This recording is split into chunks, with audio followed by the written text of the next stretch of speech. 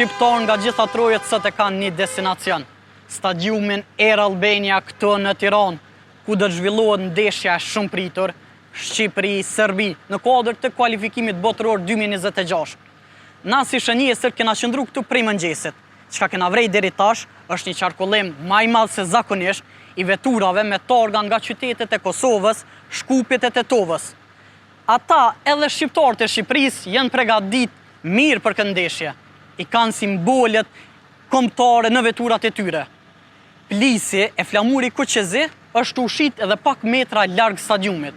Kjo lejohet me hinë stadium, ama sipas FSHF-s, Federatës Shqiptare të Futbollit, flamujt ose banerat me shprehje raciste nuk lejohen me hinë stadium.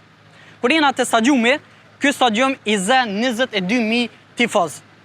Biletat për mi siguru kanë qenë online, një sistem pak më ndryshe, edhe shorti i zgjedhjeve ka qenë komplet automatik. Vlen mu theksu që tifozëria Kuqezi për herë të parë në histori nuk ju është leju me hinë në stadium me mbështet kombëtaren shqiptare. Po ashtu as tifozët serb nuk do të jenë të pranishëm në këtë ndeshje. Për sigurinë e lojës Shqipni-Serbi kanë mu përkujdes 2.000 polic.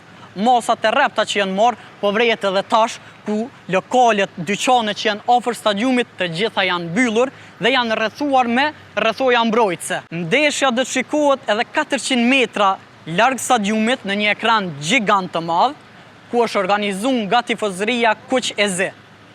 Shqipëria në grup është me Anglinë, Serbinë, Andorën e Lituaninë.